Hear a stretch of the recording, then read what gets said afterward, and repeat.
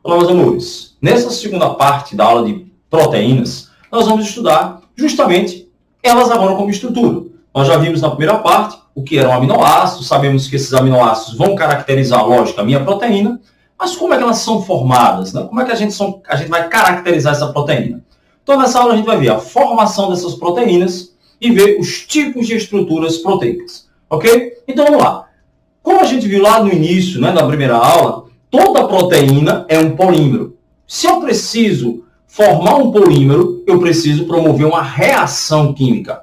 Nesta reação química, é interessante, essa parte importante para a minha disciplina química, é importante vocês perceberem que ela vai ser uma reação conhecida como condensação. Professor, então me ajude, já que entrou nessa parte aí de polimerização. Toda reação de condensação terá como característica a liberação de uma micromolécula.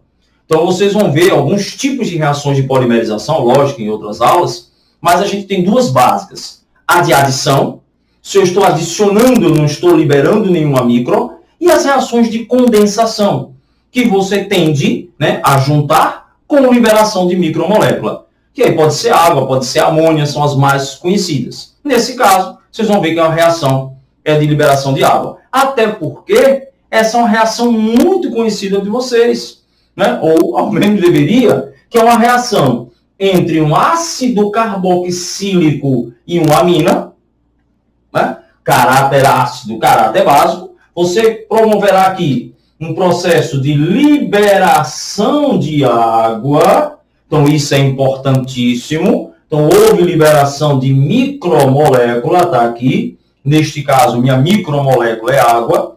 E haverá a união. Você vai ter aqui um caráter positivo. E aqui você vai ter, ó, saindo nitrogênio, um caráter negativo.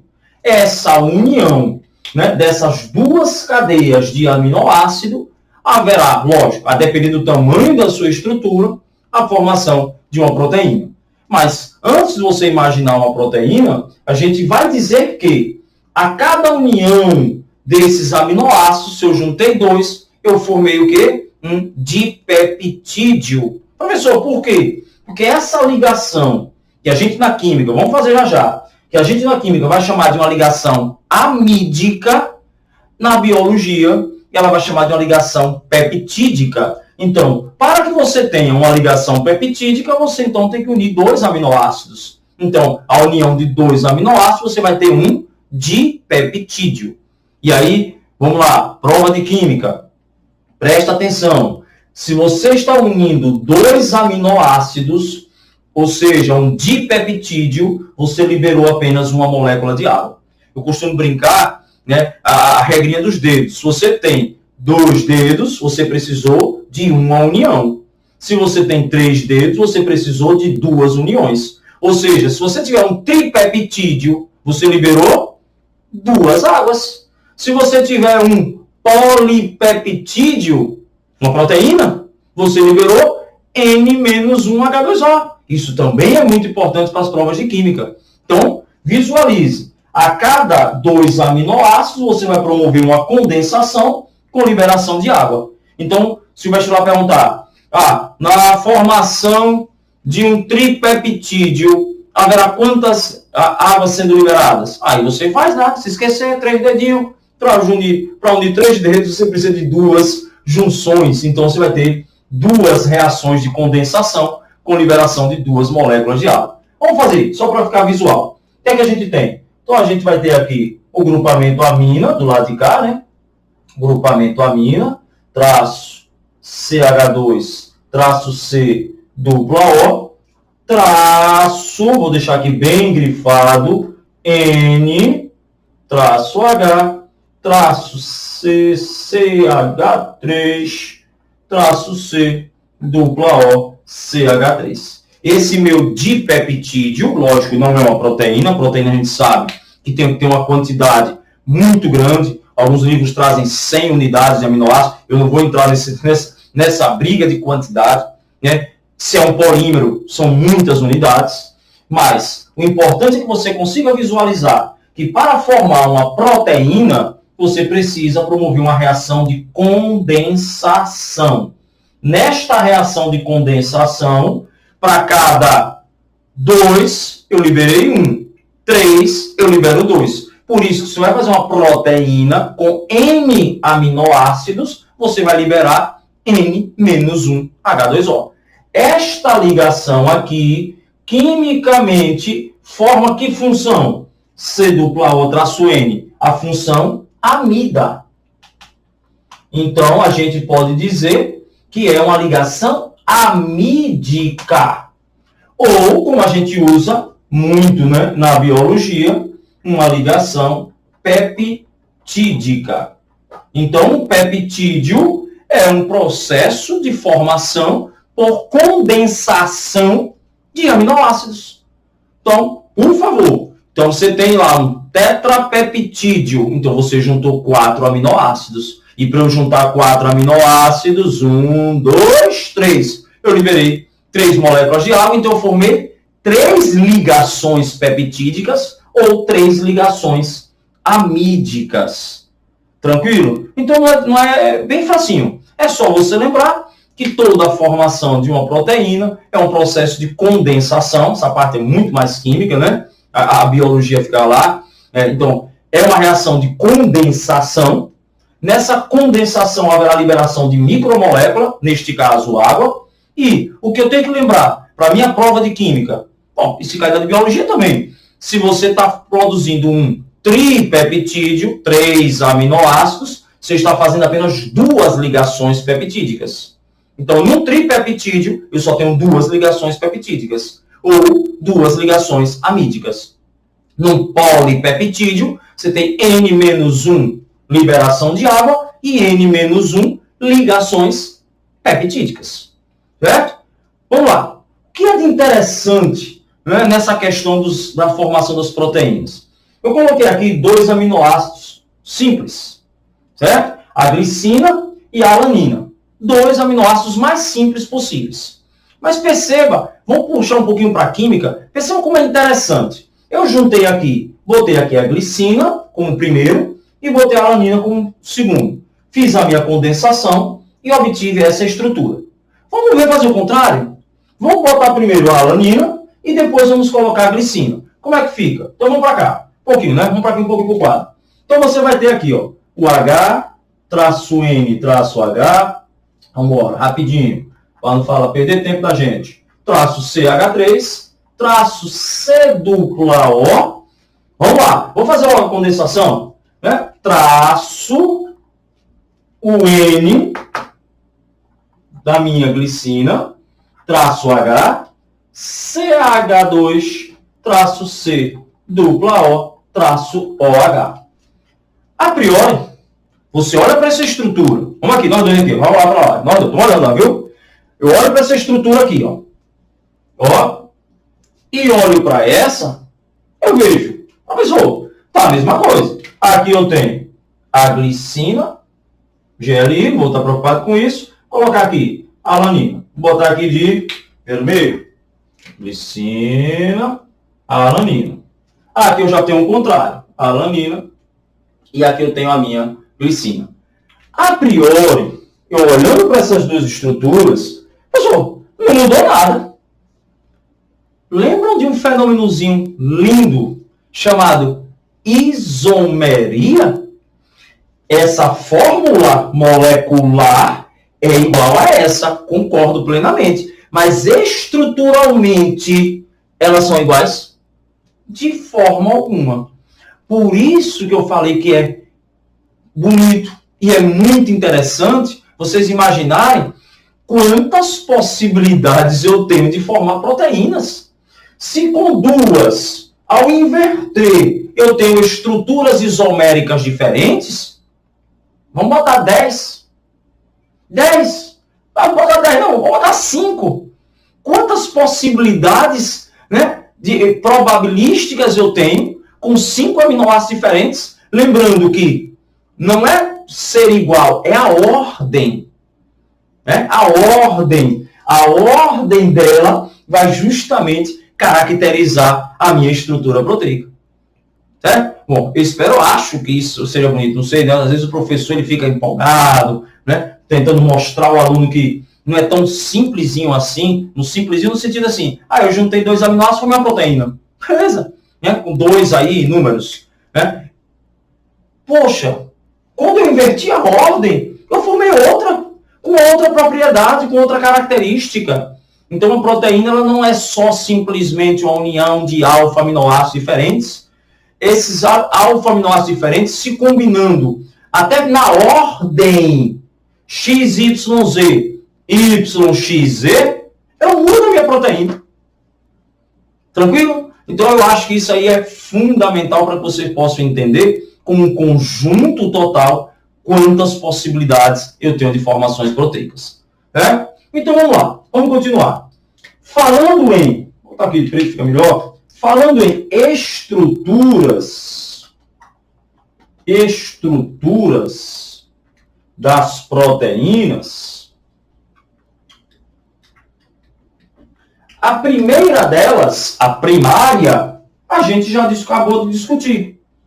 O que é que eu entendo por estrutura primária? Algo primário é algo primeiro. E a primeira coisa que eu tenho na formação de uma proteína é a minha estrutura planar. É a minha formação da minha cadeia. É o conjunto de aminoácidos que estão se ligando. Então, quando vocês ouvirem, ou discutirem, as proteínas podem ter estruturas primária, secundária. O primário, às vezes a gente não para pensar, o primário vem de primeiro, do mais simples. Então, antes de você imaginar forma, uniões, você está imaginando na estrutura básica. Então, a estrutura primária é justamente isso. O arranjo dos aminoácidos na estrutura, aspas, planar da minha proteína. Beleza? Então, vamos colocar aqui a estrutura primária seria a estrutura planar, meu plano, do arranjo dos aminoácidos.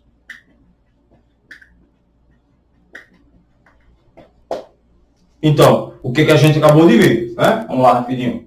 Dos botar aqui rapidinho. Epa, professor, peraí. Dos aminoácidos.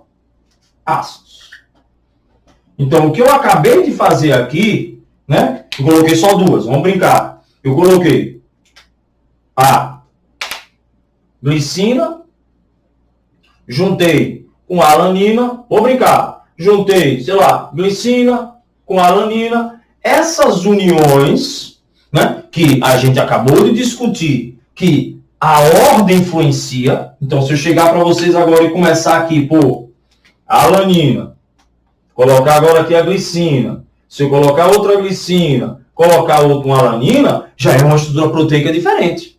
Então, de qualquer maneira, essa ordem primária das ligações amídicas, da construção da minha reação de condensação, a gente vai chamar de uma estrutura primária. Então, vamos continuar aquela velha mágicazinha, para a gente ver a secundária. Mas, já de antemão, antes daquela mágica, olha o que você vai ter em toda a condensação. Toda vez que você condensa, olha o que é que fica próximo um do outro. Olha para aqui, olha. Um oxigênio de um hidrogênio. Lembraram? Ligações de hidrogênio. Haverá uma atração eletrostática disso aqui. E essas atrações eletrostáticas vão deformar a minha cadeia. Então, eu vou ter agora uma cadeia ou estrutura exatamente secundária. Mas vamos fazer aquele mágicazinha de aulas online virtuais e a gente volta para aqui, para a estrutura secundária. Vamos lá. Então, vamos lá, Aquela velha e de volta das aulas, como eu disse a vocês, sempre online. Então, vamos lá. Acabamos de ver que o sequenciamento dos aminoácidos na cadeia vai me dar a famosa estrutura primária. Primeiro. Então, aquela sequência que a gente usou para construir a minha cadeia proteica, lembrando, por favor, que a sequência, ao mudar a ordem, a gente acabou de ver, de um único aminoácido, você muda a questão da característica da proteína. Por quê? Vocês vão ver já já. Né? Então, a estrutura secundária, como o próprio disse, já é um passo a mais. O que é que vai acontecer? Ora, quando você tem uma cadeia estruturada, né, o conjunto, nesse caso aqui, conseguem visualizar quantos aminoácidos? A dica é, olhe quantas funções amídicas. Então, você tem uma função amídica, você tem outra função amídica. Se eu tenho duas funções amídicas, você tem duas ligações peptídicas, o que vai lhe dar um tripeptídeo ou 3 aminoácidos nessa condensação. Se eu juntei 3, liberei 2 águas. Tranquilo? Mas independente do meu tipo de aminoácido, perceba que em toda e qualquer formação proteica, você vai ter o grupamento aqui amida, um oxigênio e hidrogênio próximos. Sempre. Então, essa proximidade desses dois átomos vai recorrer em quê? Justamente na famosa ligação de hidrogênio. Você vai ter uma atração aqui em todos, ó, em toda a estrutura, uma atração de dois átomos. Então, vamos tentar parar para pensar. Imagine que você tem uma linha, né, bem esticada, que seria a minha característica de estrutura primária. Está esticadinha. Entretanto, em toda e qualquer linha, né, toda e qualquer cadeia proteica, você tem um oxigênio e hidrogênio. Ou seja, em 2 pontos dessa linha esticada, haverá uma atração. Perceba que quando você tiver uma atração entre 2 pontos dessa linha, você tende a deformar essa estrutura. Então, a deformação provocada pelas ligações de hidrogênio vai dar a famosa estrutura secundária. Que, de um modo geral, a biologia ela trabalha com um único tipo, que é a famosa alfa-hélice. O que é que aconteceria aqui? A brincadeira, você teria aqui uma linha, né? Uma linha bem esticada, que seria a minha estrutura primária. Eu tenho aqui 2 pontos dessa linha, 2 pontos dessa linha. Esses pontos vão se atrair, ao atrair haverá uma torção. Essa torção, se ela ocorrer desse jeito, você passa a ter, então, uma estrutura de alfa-hélice, que seria a minha estrutura secundária. Então, perceba, enquanto a minha isso vai ser fundamental, enquanto a minha estrutura primária foi formada por ligações atômicas, fusões desses átomos, a estrutura secundária ela ocorreu através das ligações de hidrogênio que vão justamente ocorrer na formação da minha ligação peptídica. Teve ligação peptídica, teve oxigênio e hidrogênio próximos. Esses oxigênio e hidrogênios vão se atrair, essa atração que vai ocorrer aqui vai promover uma deformação da minha estrutura. Essa deformação, e aí eu não vou entrar na parte biológica, ela pode ser chamada de alfa-hélice, que é a mais comum, ou as beta-folhas, elas se formam como se fossem as ondas de batata frita. Mas aí vocês não se preocupem com isso, ao menos na minha parte química. E eu acredito que em biologia não há tanta importância. O que é importante é entender que a primária foi produzida através de uma ligação atômica. Vocês vão ver como é importante isso. Já a secundária, uma linha esticada, 2 pontos dessa linha se atrai, você deforma. Essa deformação aqui vai dar a minha estrutura secundária. Perceba que a estrutura secundária como um todo, ela vai ser praticamente igual em todas as proteínas, já que ela é fruto de uma ligação de hidrogênio. Quem vai dar a característica principal de uma proteína é a minha estrutura terciária, que seria já a forma geométrica espacial que vai ser dada a essa estrutura secundária. E se vocês visualizarem essa estrutura que eu coloquei, perceba, aqui você vai ter a ligação de hidrogênio, aqui você vai ter a ligação de hidrogênio, aqui, vamos lá, o hidrogênio, a ligação de hidrogênio. Todas as proteínas vão ter essa característica. Entretanto, cada tipo de aminoácido terá um R diferente. Lembra? A gente tem 20 aminoácidos, sejam essenciais ou não essenciais, sejam os que a gente produz, os que a gente precisa trazer para a nossa constituição. Então, esses 20 tipos de aminoácido poderão, não, vão ter radicais diferentes. Pode ser de um hidrogênio a uma estrutura estupidamente grande apolar, pode ser as que apresentam enxofre, e é justamente, olha que bonito, essa atração agora, ó, quando a gente formou a ligação de hidrogênio, estava longe, né? Estava longe. Quando você aproximou nas formações das alfa-hélice, você está aproximando esses radicais. Então, vamos brincar aqui. Vamos chamar aqui um radical aqui R qualquer, né? E outro radical aqui R qualquer. E eu poderia colocar em todos. Perceba agora que esses radicais vão ter agora atrações também. E a depender do tipo de radical, você vai ter um tipo de atração. Então, a formação terciária, que seria, né, a geometria, a forma tridimensional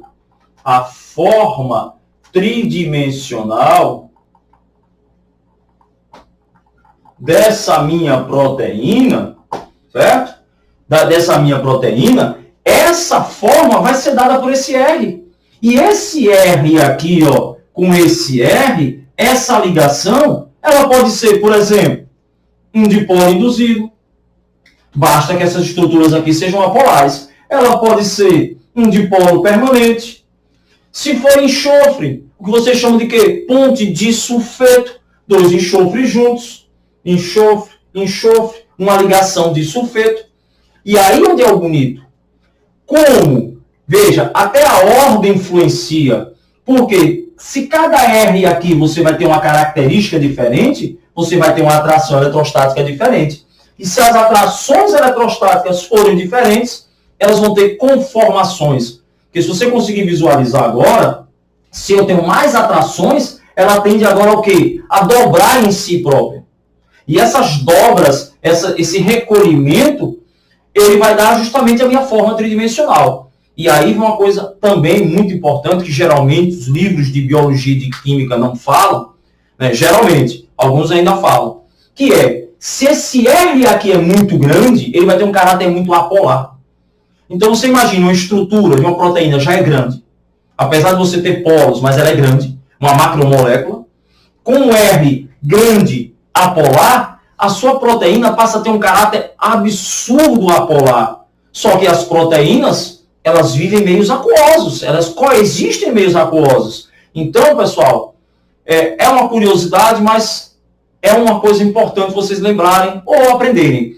As principais forças de formação de uma estrutura terciária são chamadas forças hidrofóbicas.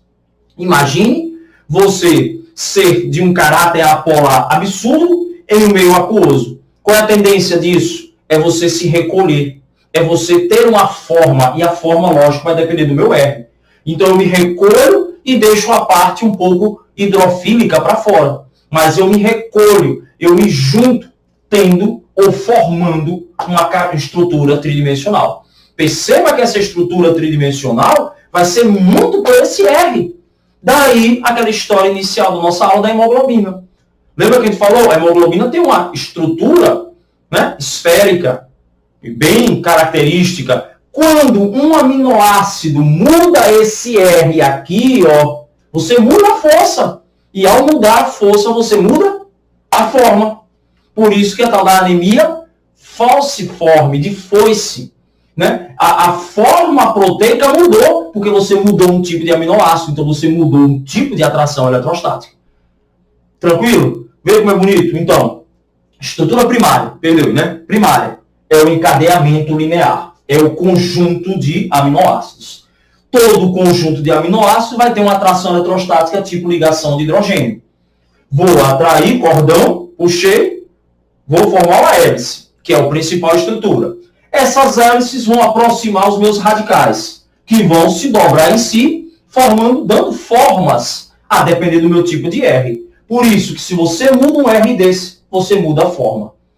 Ficou bonito? Outro ponto importante, se vocês visualizaram, primária, de novo, estou sendo enjoado nisso aí, vocês vão ver já já. Primária, ligação atômica. Secundária, ligação intermolecular.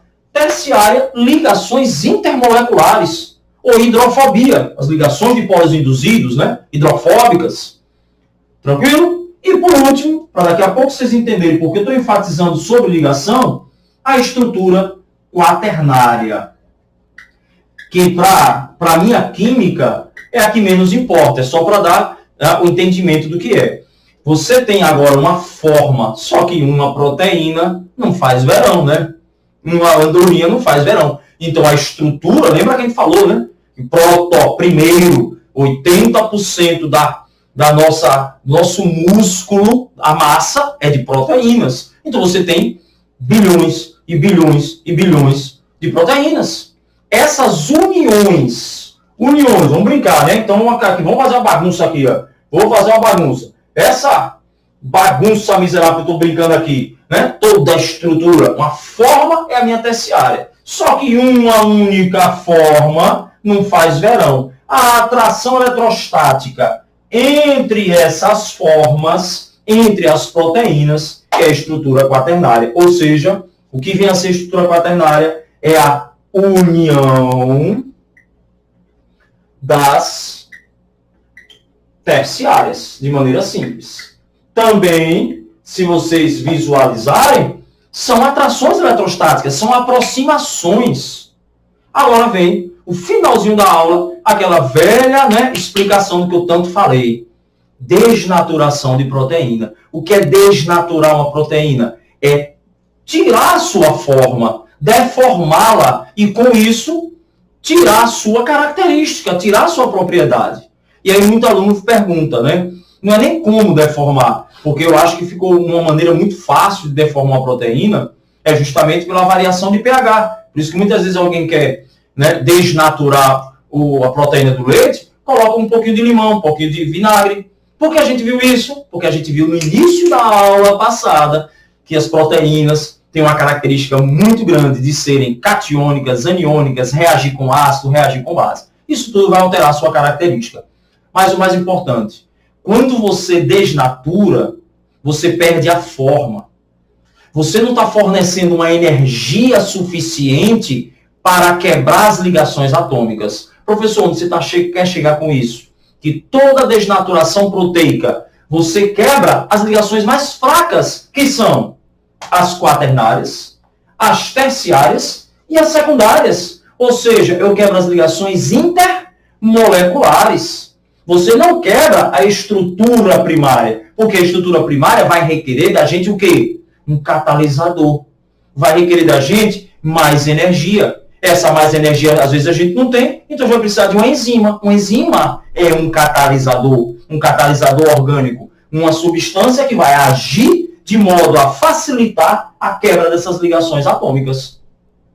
Tranquilo? Então, vestibular, desnaturação proteica, quebra as ligações intermoleculares. Por quê? Porque é fácil. Se eu quiser quebrar minha proteína, liberar os meus aminoácidos para ser utilizado depois, aí eu vou precisar de mais energia. Mais energia e vai dificultar a reação. Então aí o que acontece? Utilização de enzimas. Enzimas, catalisadores orgânicos. Substâncias que vão criar um novo caminho reacional e esse novo caminho vai exigir de mim menos energia. E aí eu quebro sim as primárias. Ok? Então, desnaturação não quebra a estrutura primária. Ela quebra a forma dessa estrutura. Ok? Vamos lá. Então, a gente fecha nosso círculo, né, de proteínas. Espero que vocês tenham, né, entendido toda essa parte. Vamos colocar só um vídeo a mais, mas é um vídeo a mais como curiosidade, que é a parte de eletroforese, para que vocês consigam entender como um exame de cargas elétricas pode definir, inclusive, né, o teste de paternidade de alguém, né? Definir se alguém é filho ou não de outra pessoa, ou seja, pela característica proteica, pela característica aniônica ou catiônica dessa proteína. Ok? Um beijão para vocês e até daqui a pouco.